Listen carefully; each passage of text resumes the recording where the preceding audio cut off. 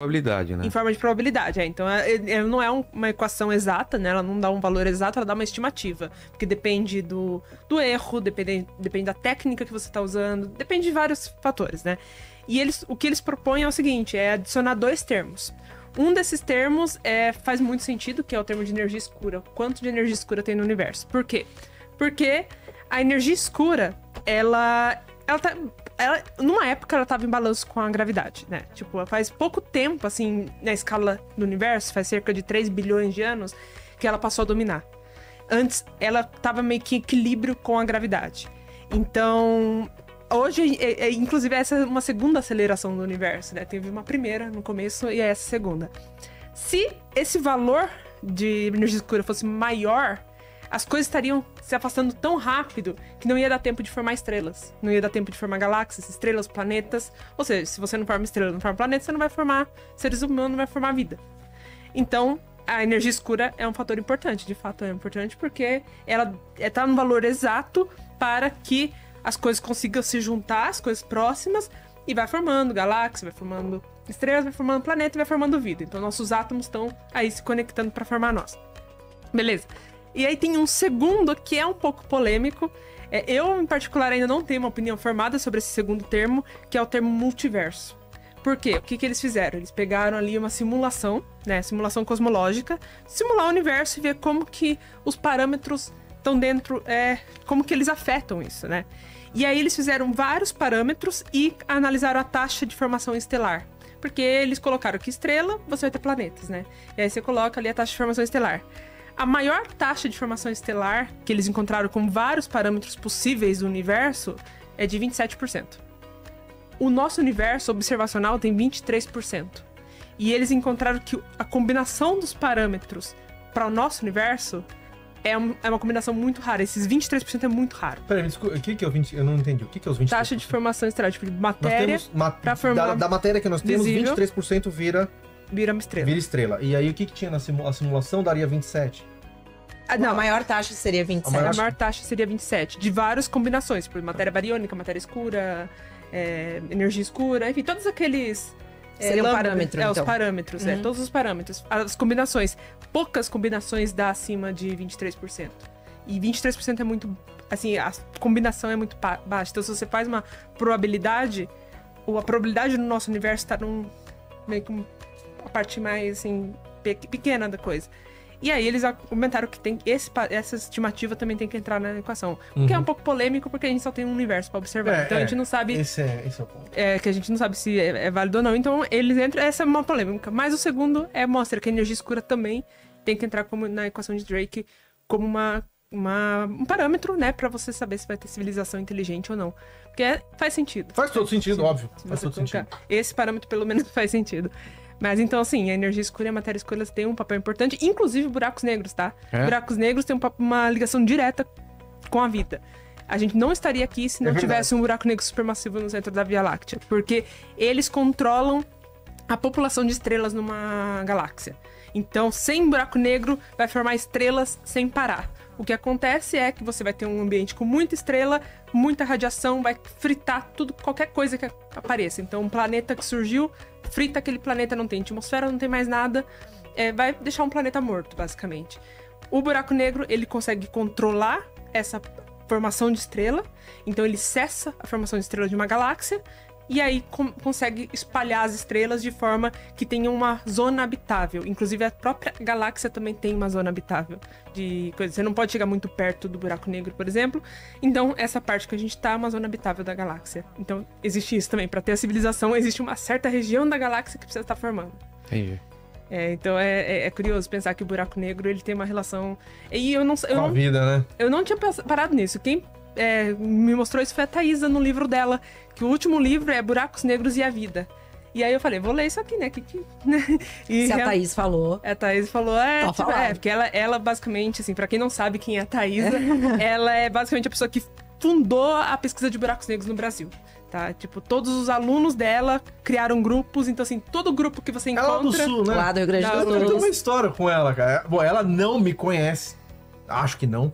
Mas uma vez ela foi lá na Unicamp fazer uma palestra pro pessoal lá na Semana da Física.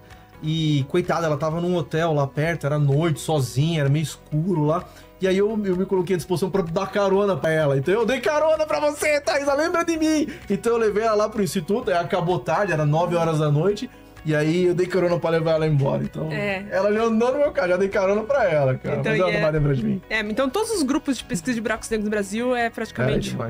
tem um aluno que foi dela, ou foi aluno do aluno dela, alguma coisa assim. Ela tem ali a raiz dela em tudo. Mas basicamente isso, buraco negro também é outro fator importante. E uma coisa interessante sobre buracos negros é uma resposta pro paradoxo de Fermi. Que é, por que a gente não consegue ver essas civilizações? E aí, um dos argumentos é que uma civilização, para chegar na 4, precisa do buraco negro, né? Central. Então, a resposta disso seria porque todas as civilizações estão indo em direção ao buraco negro. Tipo, eles estão viajando até lá para começar a, criar uma civilização em torno ali. Antes de procurar a vida em outro lugar. Antes de procurar a vida em outro lugar. Eles estão em busca da energia que tem naquela... Porque a região ali em torno do buraco negro, ela é a região da galáxia com mais energia. Não só por causa do buraco negro, mas porque ele tem muita estrela. Muita estrela, acontece muita estrela jovem, muita estrela quente. Então, inclusive, é até difícil a gente observar aquilo. Porque é muito... tem muita coisa acontecendo ali. Então, estrelas de nêutron, enfim. Então, assim, a ideia é que todas as civilizações estão indo em direção ao centro da galáxia, é por isso que a gente não tá vendo nada, porque já abandonaram essa parte... A periferia, né? A periferia da galáxia, que é onde a gente tá há muito tempo. Entendi. Fala, Lene. A Lucy mandou uma pergunta aqui, que ela é um pouquinho fora do assunto, mas ela pergunta sobre a equipe de astronautas que estavam presos no espaço. Alguma novidade? Então, eles vão voltar agora em fevereiro, ao que parece, né? Mandaram um Uber pra lá, Mandaram um Uber do Elon Musk, ele vai dar risada do concorrente dele, mas pelo que se sabe, eles vão voltar agora em segurança para casa. Espero que sim, porque a astronauta, me fugiu o nome dela agora, tava inclusive tendo alguns problemas de saúde, acredito que psicológicos, né? Mas eu acho que vão voltar para casa sim. O Jorge, ele fez uma pergunta aqui pro Luiz. Ele fala o seguinte: quais são as principais diferenças entre a economia matemática e a econofísica? Pô, não tem absolutamente nada a ver com o que nós estamos falando aqui, tá? Mas o que eu quero dizer é que a econofísica foi uma área de estudo que surgiu nos anos 90, tá? É uma área de estudo da física, da área de sistemas complexos, tá? Basicamente é você encontrar o que nós chamamos na matemática de isomorfismos entre os sistemas físicos e os sistemas econômicos, tá? Porém, nos últimos anos, a área da econofísica foi completamente fagocitada pela computação quântica, tá? A computação quântica faz exatamente isso. Ela pega um problema econômico e transforma num problema energético, num problema físico, num negócio chamado isomorfismo.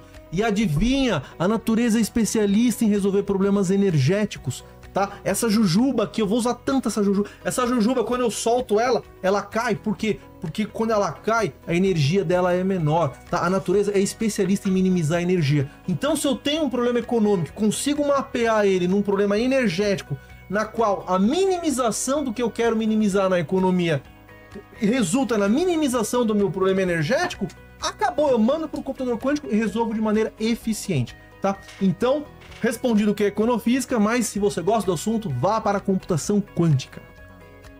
Tem uma pergunta aqui também para a Patrícia, da Renata. Ela fala aqui o seguinte: como as inovações em biotecnologia farmacêutica podem impactar a vida de pessoas comuns no futuro próximo? Na verdade, não é no futuro próximo. Isso já acontece hoje. Qualquer medicamento praticamente que a gente utiliza, tá? Então, assim, não é, às vezes, o que se faz na estação espacial, você não vai ter uma patente para um medicamento, aquilo serve para base de dados para várias outras doenças, tá? Então, vou dar um exemplo. Hoje, os tratamentos para Alzheimer, todo o estudo que a gente está tendo hoje, estação espacial, você cristaliza lá as proteínas dos genes que são responsáveis pelo Alzheimer. Os novos tratamentos de câncer também. Vacinas de gripe são conseguidas com as pesquisas feitas lá, porque os vírus tendem a crescer muito mais rapidamente em ambiente de microgravidade. Então, essas vacinas e também os antigripais são feitos com essas pesquisas. Deixa eu ver o que é mais. É tanta coisa. Cristalização de proteína, eu falei. Câncer, vírus, doenças neurodegenerativas, Basicamente, hoje os tratamentos que a gente tem também são com esses estudos, a cristalização dessas proteínas e dos genes que são relacionados a essas doenças, tá? Falando em doenças, é isso, né? Agora a gente tem desenvolvimento de novos materiais, desenvolvimento de microfluídica, mini-órgãos. Esses mini-órgãos, eles são como, por exemplo, uma cultura celular que parecem órgãos em funcionamento. Então, você manda células de coração, por exemplo, num mini-órgão, que é órgãos em chips. E lá você consegue também estudar melhor doenças cardíacas, porque você tem alteração de células cardíacas. Então, assim, basicamente, hoje, tudo está relacionado. Todas as doenças você consegue fazer experimentos no espaço e trazer isso para cá em forma de novos tratamentos e novas terapias também. Não sei se respondi bem a pergunta. Respondeu super bem. Ô, Roberto, o que a gente poderia falar sobre esse porquê que a gente não tem contato com outras raças, sendo que é uma probabilidade absurda de existirem vidas em outros planetas? A gente pode falar da teoria da Floresta Negra e outros.